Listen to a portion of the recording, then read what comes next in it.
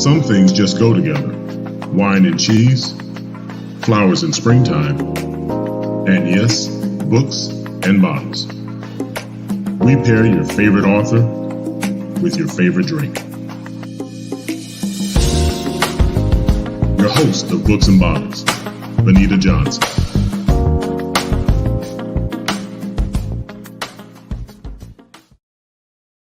Hi, welcome to Books and Bottles. I'm your host, Benita Johnson. This is the show where we introduce you or reintroduce you to your favorite author, and we pair their work with wine or spirit. If this is your first time with us, thank you for tuning in. If you've been with us before, we appreciate you for coming back. Either way, we want you to go down and hit that share button so everybody can get a piece of this goodness. So I'm excited today because we have a returning guest. She recently released a new, it's going to be a bestseller, came out maybe 2-3 weeks ago, and it is a fictional look at trailblazer Miss Hattie McDaniel. The book is called The Queen of Sugar Hill, and the author is Miss ReShonda Tate. Hello there. Hello. Thank you for having me. Hi. Yes, thanks for coming back. How are you? I'm doing well. Busy, but in a good way. Busy is good. Yes. I saw you were a couple of weeks ago. You were in my hometown, Richmond, Virginia, talking about this book. And I saw people had pictures, and I was like, I know her. She's going to be on Books and Bottles again. So yeah. We're excited. Yeah.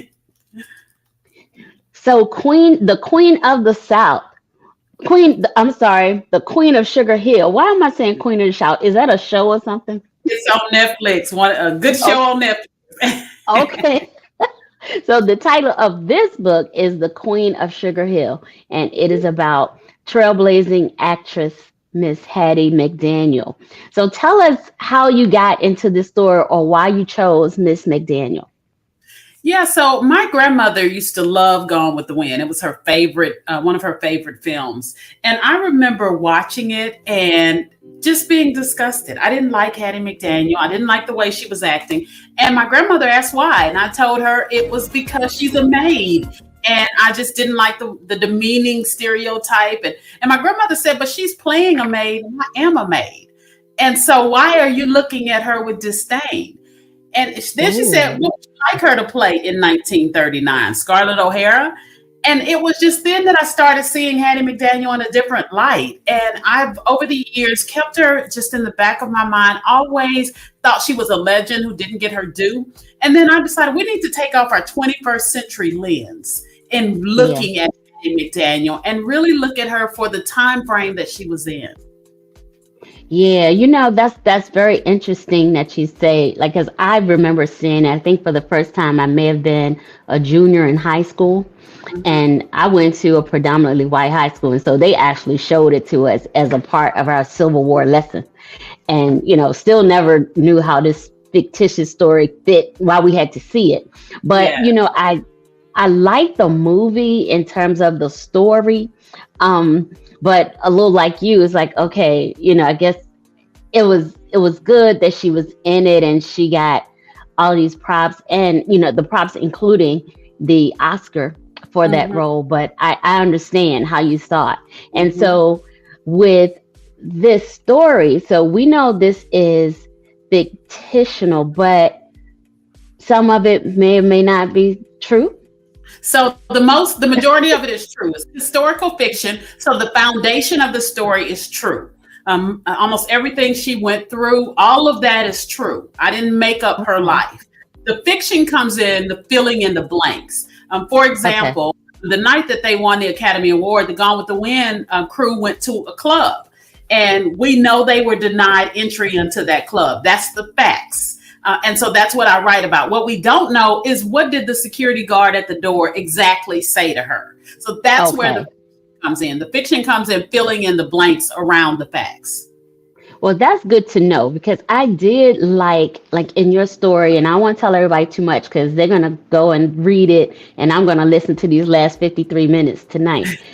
I like the fact that Clark Gable, who played Rhett Butler, I'm glad to know that how you wrote about him, how you portrayed him in the book was true. So she wasn't isolated in that cast by herself. Everybody's like, she's the black woman, don't touch her. He was not that dude in this book. So that was really refreshing.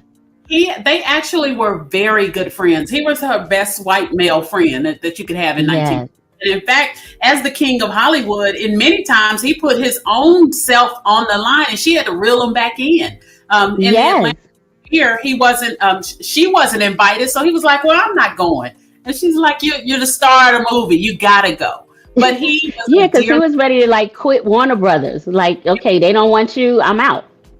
Yep. And all of those are true. All of that's true. That's amazing. And in the book, you enlighten us to so many things. I didn't know that she was a founder of Sigma Gamma Rho sorority. Yeah, she was a charter member. She started the chapter in the Los Angeles area, and just very devoted to Sigma Gamma Rho sorority. She was an avid member who worked hard, and she really promoted her sorority. So when you give us a little bit of your process, like once you choose the famous people like to do this book about or around, what's the process? Where do you kind of go and start the research, kind of the digging? So in the beginning of this book, we started at the Oscars. Yeah. So one of the things, I didn't want to do a cradle to the grave story. And so I started in the area that most people knew her for, and they knew her for winning that Oscar. And so that's where I wanted to start.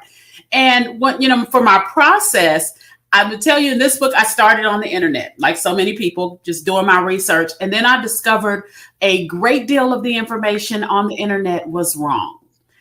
It's like somebody put some erroneous information, somebody else duplicated it, and it just continued to duplicate. In fact, a prime example, Wikipedia, anywhere you go, they talk about Hattie McDaniel's husband, George Langford. Well, even though I was doing my research online, and it said her husband had been killed in a gambling accident, as I dug deeper, couldn't find this husband anywhere. Long story short, Hattie McDaniel didn't have a husband named George Langford. Somewhere along, somebody created. I was on Wikipedia today too, and I saw that, and I was like, I don't remember this husband. He did not exist. Because I wanted to find Larry. Yes, Larry was real. But yeah, he didn't exist, and there have been books written including him. But what I did is I got off the internet and I went to research libraries in California. At Howard University, I went through Black newspapers and census records. And her husband, she didn't have a husband named George Langford. And so much was introduced about the state of Black people back then. She was a bigger, darker skinned woman. She was battling with the NAACP about the image that she portrayed in her movies, even though this is, she had to eat, this was her work. And these were the roles that she was being offered. And the head of the NAACP at that time, he was almost trying to pit Lena Horne, against her, who was, vastly different in appearance. And, so fast forward, unfortunately, we haven't changed that much. Yeah. And the sad part was that NAACP convention, I went digging in that. I kept going, please don't let this be true. Please don't and it was. The 1942 convention, the NAACP, Hattie McDaniel was invited. She thought she was about to be recognized or honored. And instead, Walter White, who was the executive director, he had been fighting against the way that Black people were portrayed. So he was well-meaning, but he did it at the expense of Hattie McDaniel. Yeah, and so he shamed her. Yeah, she thought about to be honored, and instead he brought Lena Horne on stage and said, this is the image of Black women that we want America to see. And Lena was dumbfounded. She didn't know she was going to they But Hattie McDaniel, they said she kind of fought, she was a fighter. And so she really, they were just trying to get different images. But Hattie's mindset was, I would rather play a maid for $700 than be a maid for $7.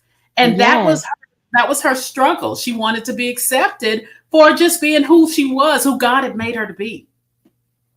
And your book also brought to light again, or new to some and a reminder to others, the challenges that Black people, no matter how much money you had, in living in certain areas. Sugar Hill was one of those neighborhoods with restrictions about, people of color who could live there. And even though, she's an Oscar winning actress again, she's recognized, those white folks was like, we don't care, but she bought her house and still had to fight to stay in it. Yes. And she bought that house at $10,000 above asking costs. And she was, just happy to be there. And her neighbors were like, no. And they called on a little known law called restrictive covenants, which prohibited homeowners from selling their home to anyone who was not of European blood.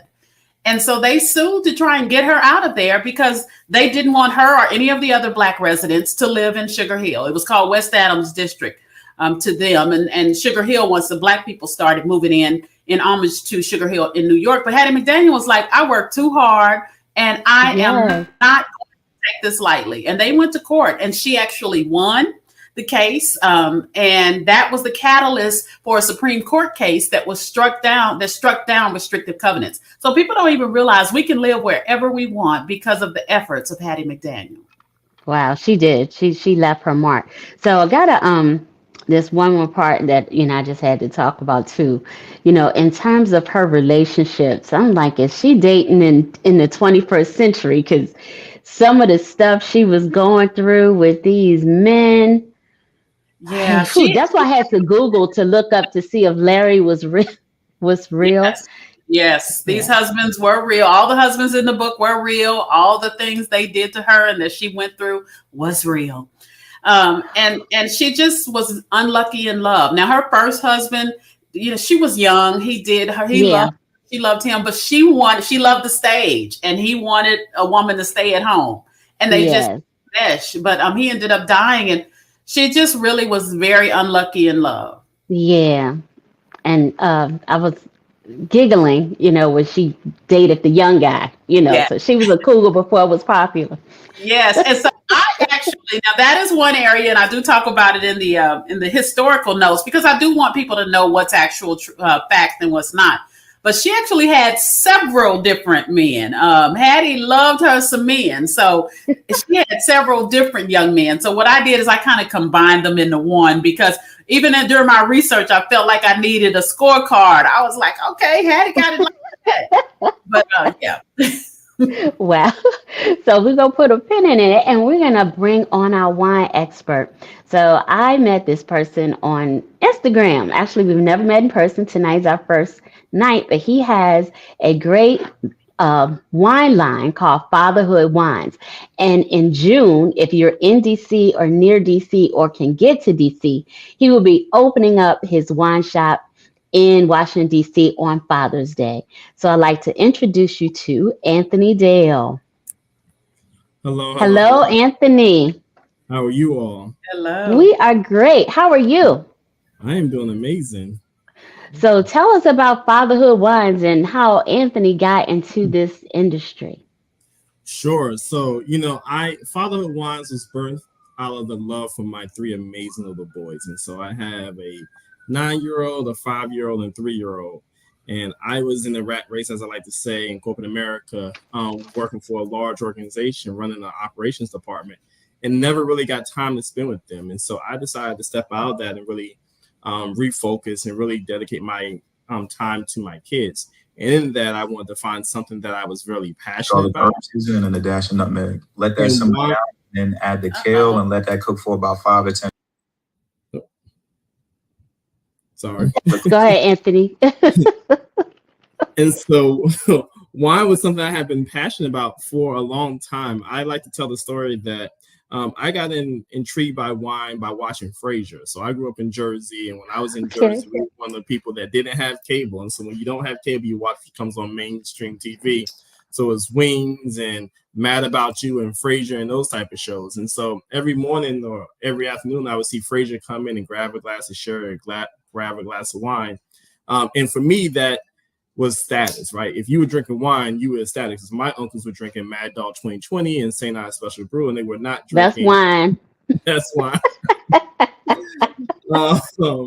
And so I got very involved in it. So over my career, I was in the military for 14 years in combat, and here back at home.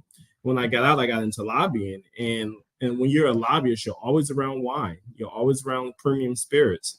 And so I moonlight as a bartender at nighttime, and really got intrigued by the industry. And so I decided in this next iteration of my life at 41 that I would actually do something different and open a wine bar and start a wine brand. That's awesome. And, I'm very familiar with that story. I have 3 children as well. And I didn't really want to spend more time with them. But since I had them, they made me drink a lot. So I opened a wine shop too. So our stories are kind of parallel. You just said it nicer than me. So what types of wines do you have? Sure. So I say we have wine that's for wine drinkers. And so we have a Malbec. I'm sorry, not a Malbec. I said that wrong. A Merlot. And all my wine is named after my boys. So each of the labels is the image of one of my kids and tells a story about who they are on the back of the bottle. But we have a Merlot, we have a Cabernet Franc, we have a red blend, and we have something a little different, which is a Pet Nat Rosé, which is an all natural wine. And then we also have a Viognier and a Chardonnay. Okay, so how did you what's your process? Like these wines, do you source, you growing, what you doing? Sure. So I do everything. And so I work, so we find the grapes and then we bring them into the facility and we go through the blending trials if we're doing one of our blends and try to figure out what is the right balance between, particularly like our red blend is 4 different grapes. So how do we balance out the grapes in different flavors? Making sure that our Chardonnay is aged in that barrels correctly. And also making sure that our Viognier is not too sweet. Everybody loves sweet wine. I don't want to give them Kool-Aid in the bottle. So we try to make sure it's not too sweet. And so I do everything from the nuts and bolts to making sure our wine is premium type of juice that everyone would enjoy, no matter where you are along your wine continuum. Okay, so tell us what we can expect from your wine bar that's going to open in just 4 short months. Sure. So we are opening a wine bar that's exclusively dedicated to Black-owned brands. And so that is something very unique here, not only in DC, but across the country. We will have over 50 bottles of wine that is Black-owned or women-owned brands. And we're going to highlight them at our bar. So we have wines from here in DC and all over the country. And we really want to build an ecosystem for all the amazing wine producers and wine brands that are owned by us and showcase these. A lot of people drink the Southern Homes and the Gallows and all these other things, but there is some amazing wine that's being made by folks that look like us and other people. And so we want to make sure that we are highlighting those brands. And so that is the focus of our wine bar, and to create community around this. We want to make sure that we are bringing in wine producers that really can tell their story. And we're doing something a little different, I like to say. We're not only bringing wine producers in to give us their bottles, but we're also doing revenue share with them. We want to make sure that these wine brands are be able to invest back in the business and grow their business and scale their business. Right now, there's a barrier for a lot of minority wine producers to be able to scale their business. So we're doing something different, because while selling a bottle of wine is amazing, selling glasses of wine is where the real profit is, right? So we're going to be able to give them resources to invest back in their company to actually scale their business to be better. And the last thing I would say is we're not only opening a wine bar, we're opening also a custom crush facility where we're going to help wine producers actually build their business in DC. So the wine bar opens in June. Our other facility opens in September, and we're going to bring in all the brands. There's over 500 wine producers here in the East Coast, and we want to bring those people in and actually help them scale their business to be more successful. Okay. And, one of the things that we talk about wine here, of course, and I'm in the wine industry. One of the things I see is we need more representation at the distribution level. We can make it all day, and we do have a challenge getting distributors to take on our products. And it's not, as you say, there are a lot of us who have wine. I have 3 labels. I'm blessed to have distribution in Virginia and DC, and pretty soon Illinois. But the distribution part is the challenge. So with your crush facility and with the education with scaling, are you going to do help them connect to distribution? Sure. So we're also establishing our own distribution, but we are going to Okay. make sure we bring in people to help connect them to what I would say the right distributors. You can have one, but that someone that doesn't promote your brand is not helpful for you. So we want to make Absolutely. sure we the right distributors that are going to be out there marketing brands with the same energy as they market all the other Italian brands or French-owned brands. So we want to connect them to the right people to do that. I love it. So thank you so much. So do you have any of those labels? Because I went to your website and the labels are really, really cute. Yes, I love this. This is our blend here that I have, which is all of us, all my boys. But yeah, we love our labels. It was done by amazing women out of Atlanta, but we love our labels. And I was in Ohio this weekend for wine tasting. Everybody's like, I love these labels. They are so amazing. But yes. Well, you make sure you do that revenue sharing with those boys. They need representation. Their face all over that bottle. We buying because those babies are cute. Well, thank you. I appreciate that. Make sure you share. So, real quick before you go, can you give us, even though we ain't gonna come and knock on your door, but just let folks know the area where you're gonna be. So, on Father's Day, right after we give Dad his necktie, we know where to come. Sure. We'll bring Dad to the bar, but we're gonna be at 7010 Georgia Avenue. If you're familiar with DC, it's the old Walter Reed Hospital campus. We are the all glass building that's in the middle of the plaza, so you can't miss us. If you're driving on Georgia Avenue, we would love to have everybody there. If not on Father's Day, any day, we're open. We'll be open every day from 10 to 11 p.m. every day. Okay, I'm gonna come and see you and bring my wine. So, because as you can see, I'm a Black girl, so I want my wine on your show. You bring it on. I got you. All right, thank you. Don't go anywhere. You come back and still be a part of this conversation with me and ReShonda. Sounds good. So, ReShonda, last time you were here, we were talking about Miss Pearlie's girls. You're on mute. Let me see. I can't see. I think you're on mute. Yes, we were talking about Miss Pearlie girls, and I know this one just came out, brand new. It's going to be amazing or more than as the others. But what's next? I know it's always something in the works with you. Yes, it is. I'm at hard at work. I love the historical fiction lane, so I'll be in there. And I'm working on a book on Hazel Scott. And she is one of the biggest jazz singers, black or white, that many people don't know about. She was married to Adam Clayton Powell Jr. And one of the richest jazz singers, biggest, but because she fought for civil rights, they deemed her a communist, and she's all but been erased from history. And her story is fascinating. That is so, you touched on that theme in Queen of Sugar Hill as well, with if you fought for civil rights, you must be a communist, Yeah. And for her, they really did ruin her life. She was the first Black woman to have a television show, her own syndicated show. They canceled that. They literally ran her out of the country. She moved to Paris for several years because of how she was treated. Jeez. Wow. Okay, so where can people get Queen of Sugar Hill? Anywhere books are sold. I am blessed. It is moving off the bookshelves. Now, they aren't reordering it as fast as I would like, but all someone has to do is go into a bookstore and ask for it if it's not on the shelf, and they'll get it in. Or, of course, anywhere books are sold. And it is ebook and audiobook as well. So. Well, as I said, I did get the audiobook, but when I get back to Richmond and I can support RVA Book Bar, I'm going to pick up my hard copy because I want the hard copy. So I am, again, honored to have you here. I want everybody to pick up your book, everywhere books are sold, The Queen of Sugar Hill. I want folks to go to fatherhoodwines.com, order the wines, support those cute babies. Get those wines. The bottles are cute. I'm sure the wine is great too, but just for the bottles alone, get the bottles. I appreciate y'all for being here, and you're invited back at any time. Okay. All right. So if we have authors watching and you'd like to be a part of Books and Bottles, please hit us up at info@grod.com. Thank you for tuning in. Thank you for sharing. We are so honored to have you. This is our third year, y'all. 3 years. So thank you. We appreciate you. And until next time, cheers. Join us, Indie TV, where you will see the talk shows, movies, drama, action, and comedy. Be the first and see it first.